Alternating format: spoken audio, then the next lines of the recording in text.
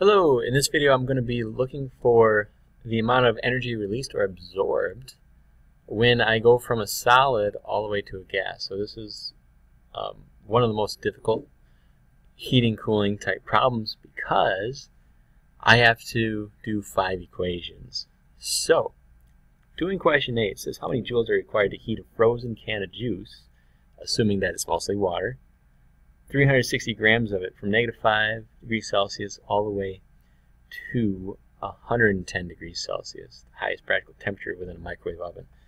Alright, so my heating cooling curve, I'm making it right here. We got solid, melting, liquid, boiling, and gas. And we are starting at -5 degrees Celsius. Well, first of all, we're talking about water. It has a melting / freezing point at 0 degrees Celsius. And it has a boiling / condensation point of 100 degrees Celsius. So if we're at -5, it's below 0. It's all the way on this line right here. And we're going all the way up to 110. That's right here, 110 degrees Celsius. So we're going through 1, 2, 3, 4, 5 lines. That means we're going to have 5 equations.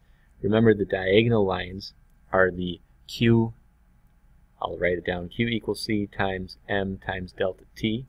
Delta T is change in temperature, M is mass, C is specific heat, Q is energy released or absorbed.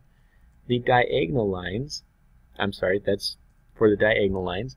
For the horizontal lines, melting point and the boiling point, it's going to be Q equals mass times the heat of either vaporization or fusion, depending upon which one you're dealing with.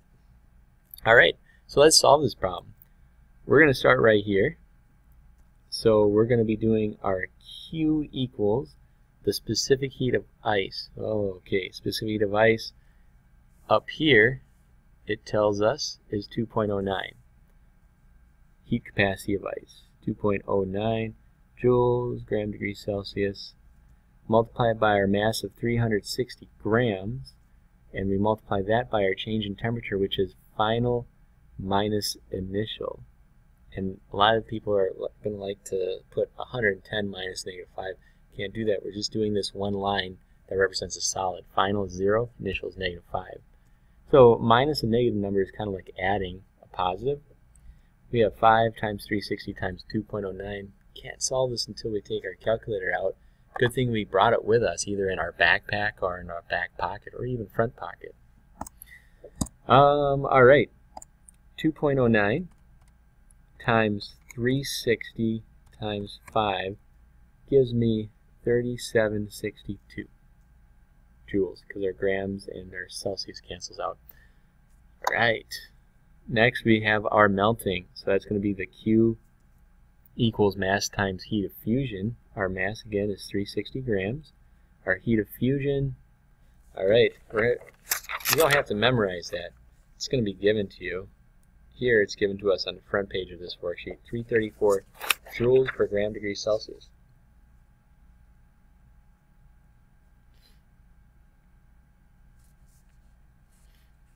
What was it? Joules per gram, sorry. Alright, 360 times 334 is equivalent to 120 to 40 joules.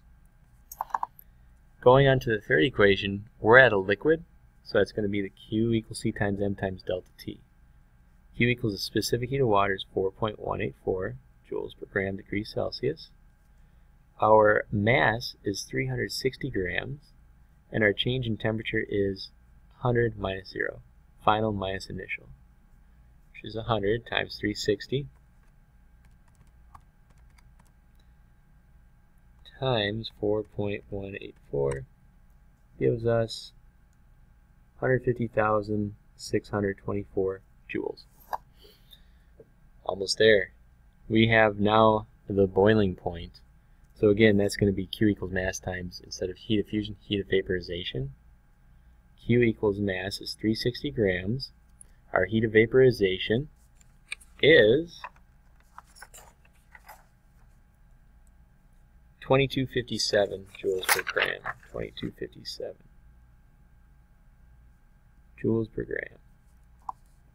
Take our calculator out again. 360 times 2257 gives us 812520 joules. It's 812,520 joules. Then we have one more equation left. 100 and 110. That's going to be our Q equals the specific heat capacity of steam, which is 1.84. 1.84 joules per gram degrees Celsius. Our mass is still 360 grams, and our change in temperature, final minus initial, 110 minus 100 equals 10 times 360 times 1.84 gives us 6,624 joules. Now, what we do is we add up all of our answers for the 5 equations. Plus 150,624 plus 120, 240 plus 3762 gives us a final answer 109,3770 joules. So that's 1,093,770 joules is required to heat 360 grams of water from -5 degrees Celsius to 110 degrees Celsius. And since we're going left to right on this heating cooling curve, this is going to be endothermic because it is absorbing this energy. So as we go from solid to liquid, liquid to gas, it's endothermic because it's gaining energy. Those molecules are moving faster and faster.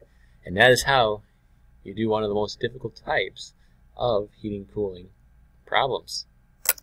Thank you for watching.